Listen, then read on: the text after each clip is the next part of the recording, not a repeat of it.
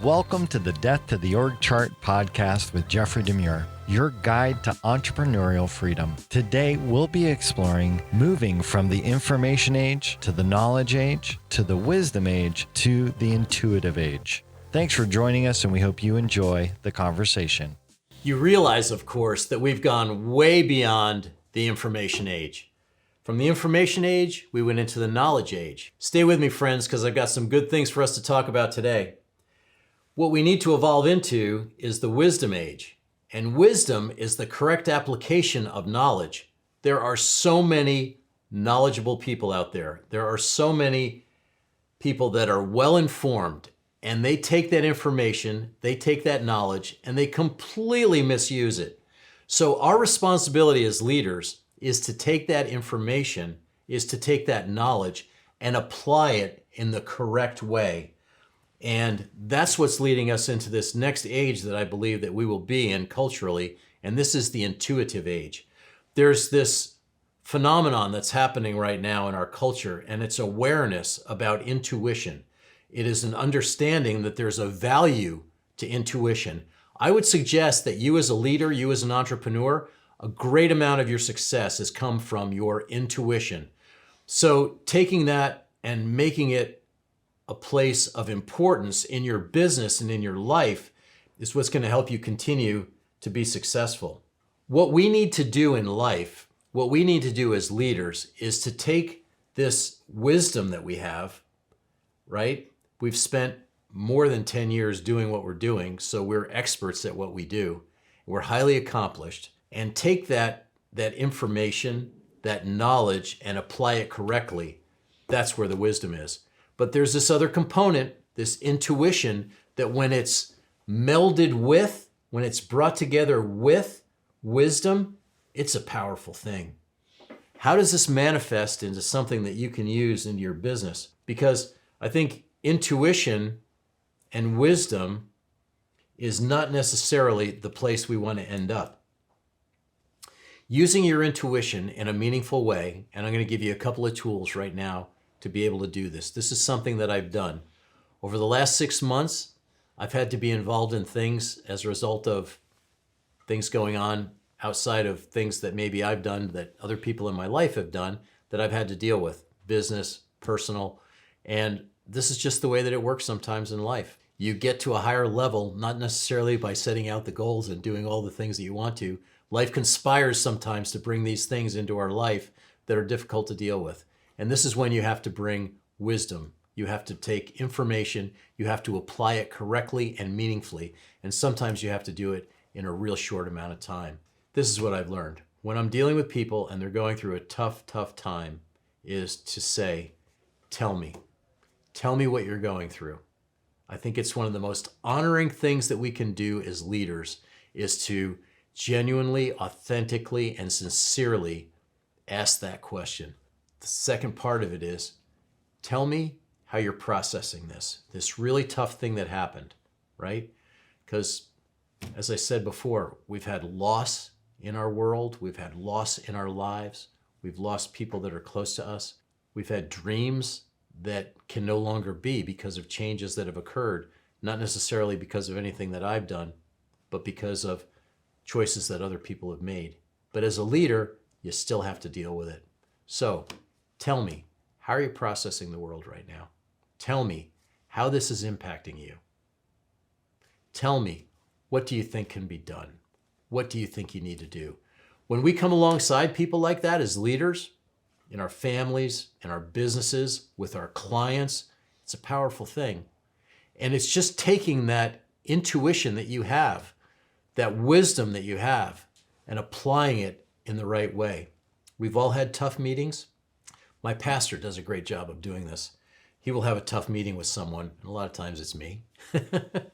I'm on the board at my church, and there's times we have some really tough meetings, and we don't always agree. You have two people that always agree, one of them is unnecessary. That doesn't mean that you should always have conflict. It just means that a little bit of disagreement is not a bad thing. Well, guess what? Feelings get hurt, and people go away from a meeting, and it looks like everything was reconciled, right? We might have had a tough meeting with a client and it looks like we got through everything, but you know that there's one or two people there. Their initiative didn't get as far as they wanted. They were disappointed, even though it seemed like it was resolved. Call them up the next day. I know that was a tough meeting yesterday. None of us got everything that we wanted. Tell me how you're processing it. And then use your superpower.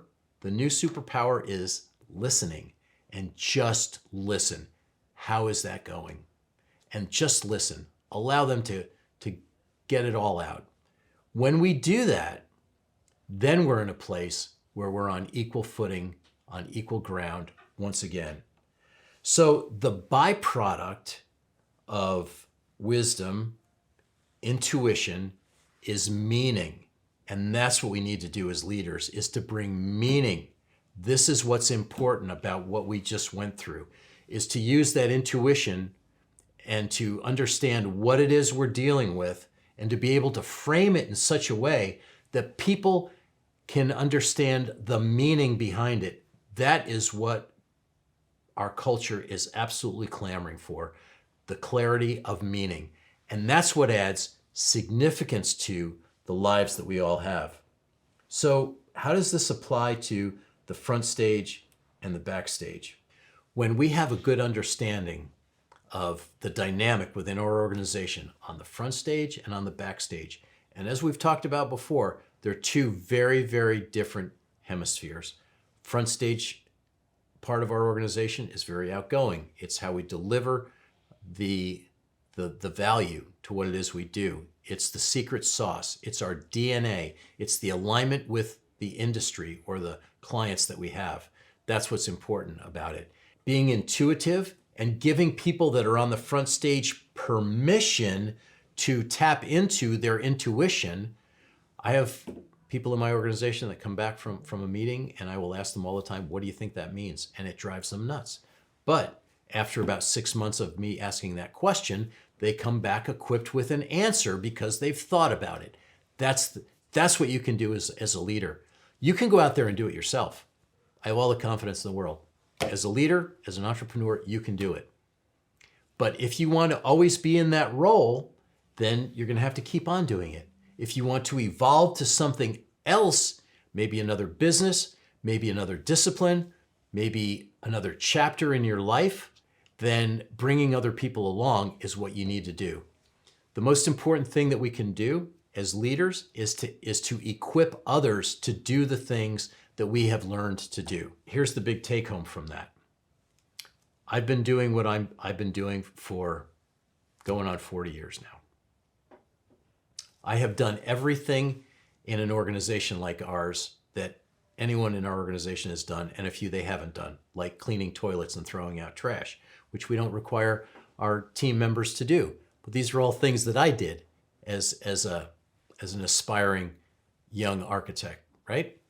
So this is the biggest mistake that we can make as leaders as we're trying to bring people along. What do you mean it's going to take you a day to do that? I could do it in 3 hours. I have all the confidence in the world you could do it in 3 hours. But how long did it take you to get to the point where you could do it in 3 hours?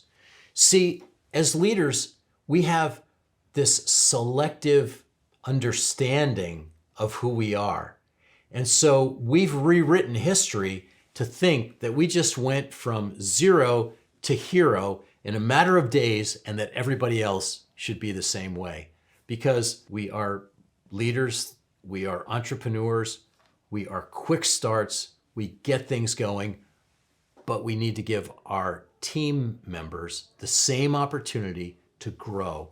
The way we do that is to have an understanding of where we came from and to have us ask them, tell me where you're at with this.